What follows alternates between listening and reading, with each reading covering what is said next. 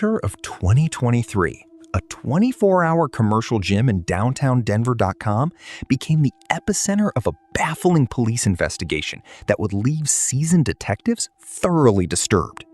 It began when management noticed an inexplicable discrepancy in their automated key fob check-in system. Every single night, precisely at 2:14 a.m., the front turnstile would click open, registering the digital signature of a man named David Vance.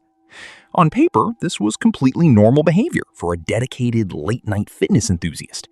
However, there was just one glaring, horrifying problem that the system could not comprehend. David Vance could not have been checking in to build muscle or run on the treadmills. Investigators later confirmed through official state records that David Vance had tragically perished in a high-speed motorcycle accident 3 weeks prior, and his active key fob had been buried with him. The gym's night shift manager, a college student named Ryan, was the first to experience the anomaly in person. Sitting at the front desk under the harsh, buzzing fluorescent lights, Ryan grew accustomed to the absolute isolation of the 2 a.m. slump. But on a freezing Tuesday morning, the automated system chimed, and the turnstile spun forward with a metallic clack. Ryan looked up, expecting to greet a night owl member, but the entryway was entirely empty. Assuming it was a mechanical glitch, he returned to his phone. Moments later, the heavy scent of damp earth and static electricity filled the lobby. When Ryan glanced at the security monitors displaying the empty weight room, he noticed something that made his blood run cold. The cables on the lat pull-down machine were pulling down violently, completely on their own. Terrified but determined to find a rational explanation, Ryan grabbed a heavy flashlight and walked into the sprawling, mirrored free weight area. The temperature in the room had plummeted drastically, turning his breath into a thick white mist.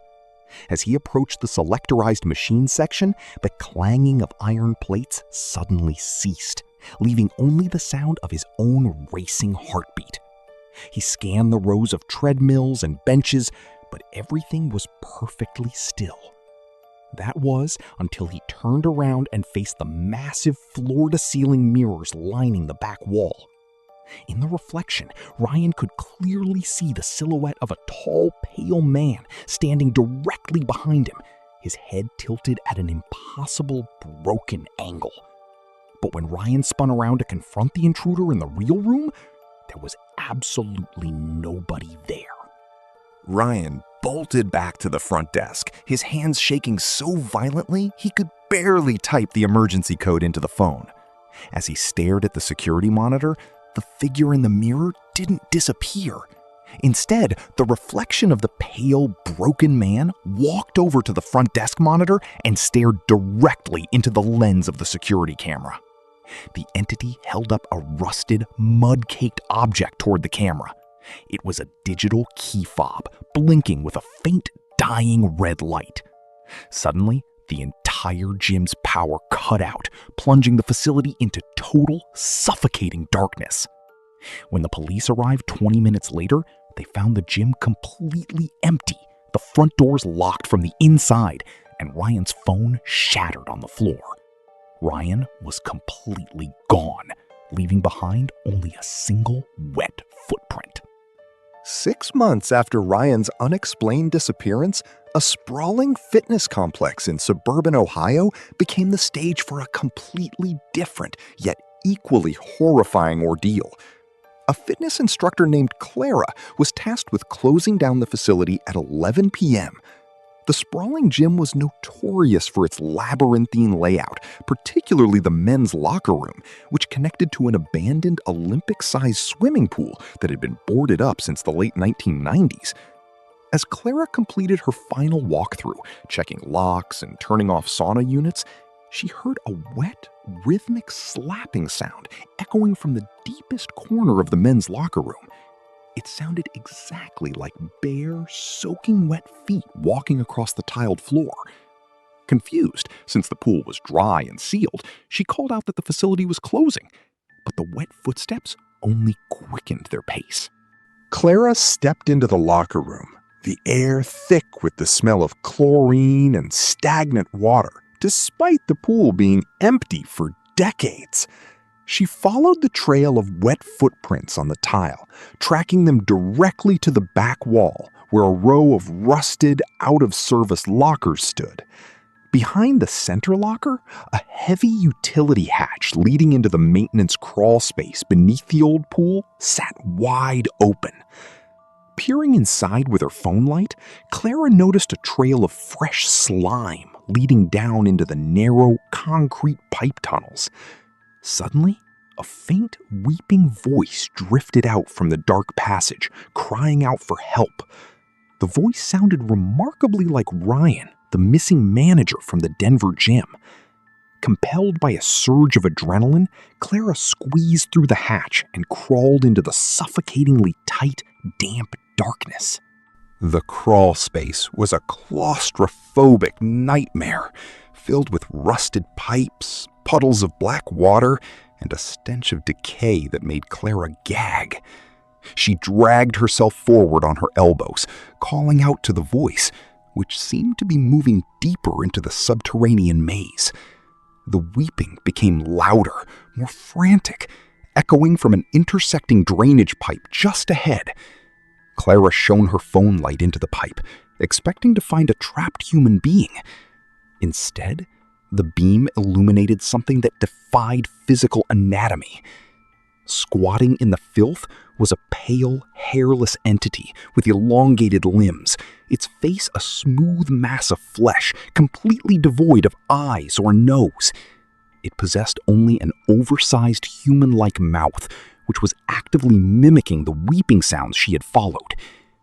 The entity stopped crying and smiled wide, revealing rows of jagged teeth.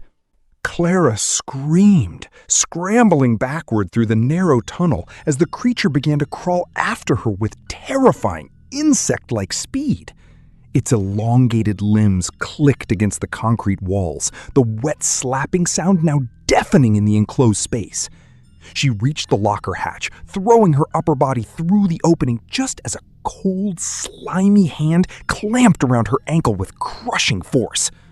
Clara kicked wildly with her free leg, shattering the plastic locker door as she desperately pulled herself into the brightly lit locker room. The grip suddenly vanished, followed by a wet, gurgling hiss from the darkness. Clara fled the building and alerted the police. When investigators excavated the crawl space the next morning, they found no trace of the creature. But they did discover a collection of driver's licenses belonging to missing gym members. The final case occurred in the spring of 2025 at an elite private athletic club in the isolated mountains of Oregon. Marcus, a competitive powerlifter, preferred training at 4 a.m. when the facility was entirely vacant, allowing him total concentration. The gym was state-of-the-art, enclosed by massive floor-to-ceiling glass windows that looked out directly into the dense, unlit wilderness. On a foggy Thursday morning, Marcus was in the middle of a heavy squat routine when he felt an overwhelming sensation of being watched. He locked the barbell into the rack and turned toward the glass facade. Outside, illuminated faintly by the gym's interior glare, a tall figure stood motionless at the edge of the tree line. It was entirely bald, wearing an outdated, faded gray tracksuit, staring directly at Marcus with an expressionless, pale face that didn't blink. Assuming it was a local transient, Marcus ignored the stranger and loaded more weight onto the barbell for his next set. But when he stepped back into the squat rack and faced the mirror, he noticed the figure was no longer outside. Marcus spun around, scanning the foggy perimeter, but the woods were completely empty. A sudden, violent vibration rattled the heavy glass windows, followed by the sound of a key card scanning at the front entrance. The electronic lock chirped, and the heavy glass door slid open, letting in a gust of freezing mountain air. Heavy, deliberate footsteps echoed across the rubber flooring, moving directly toward the free weight section. Marcus walked out of the rack to confront the intruder, but the layout of the gym was entirely deserted. The only sign of life was a trail of wet mud leading toward the sauna. Marcus, wielding a heavy steel dumbbell for protection, cautiously stepped into the locker room toward the sauna entrance. The glass door of the wooden sauna room was completely fogged over with thick white steam, making it impossible to see inside. However, pressed firmly against the glass from the interior was the distinct pale outline of a human face, its features distorted by the condensation. A low, rhythmic chanting began to vibrate through the wooden walls, a sequence of numbers repeated over and over in a raspy, unnatural cadence.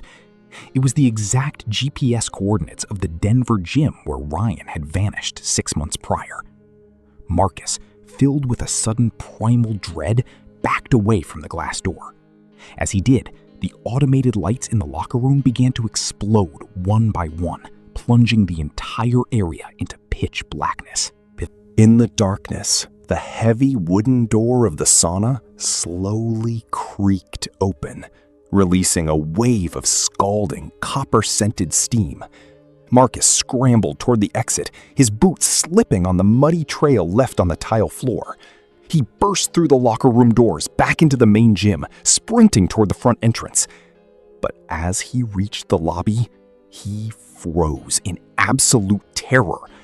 Standing between him and the exit was the bald figure in the gray tracksuit, its limbs unnaturally elongated, its jaw unhinged far past human limits. The entity lunged forward with impossible speed, its pale hands reaching out. Marcus dove through the glass window, shattering it completely as he tumbled onto the gravel outside. He ran into the woods, never looking back. When state troopers arrived, the gym was entirely empty, but the security cameras had recorded everything. The state police department launched a massive, multi-jurisdictional task force to connect the disturbing anomalies occurring across the 3 commercial fitness facilities. Forensic investigators analyzing the security footage from the Oregon Athletic Club made a discovery that sent shockwaves through the law enforcement community. The bald figure in the gray tracksuit captured on camera did not possess a digital shadow or a physical reflection in any of the gym's mirrors. Furthermore, the electronic logs revealed that the key card used to breach the front doors at 4:14 a.m. belonged to Clara, the missing fitness instructor from the Ohio facility. The entities operating within these gyms were not random intruders.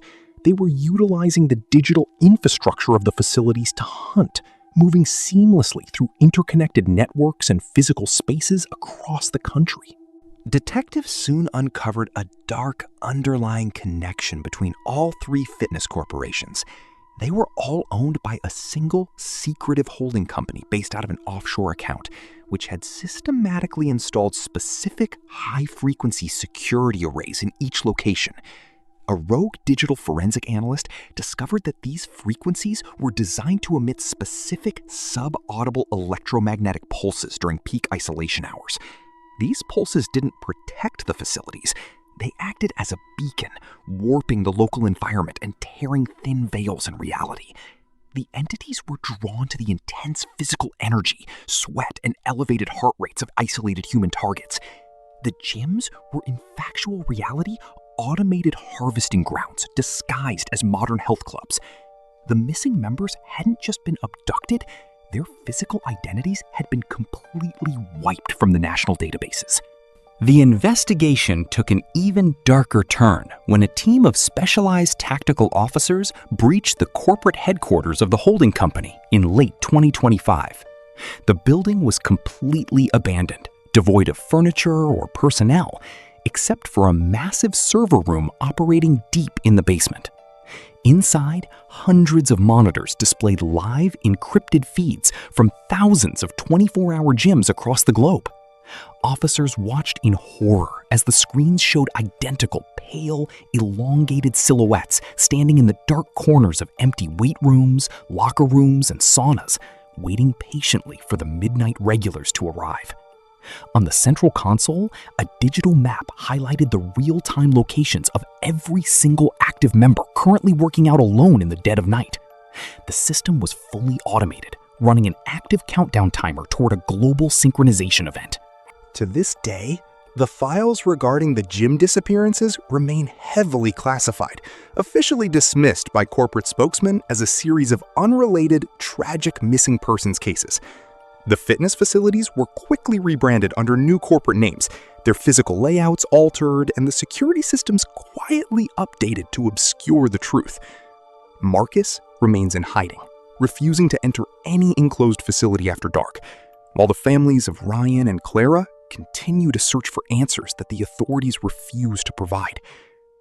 The next time you find yourself working out alone in the dead of night, listening to the rhythmic clang of iron plates, pay close attention to the mirrors. If you notice the temperature drop or see a shadow that doesn't match your own, drop the weights and run, because you are never truly alone in the dark.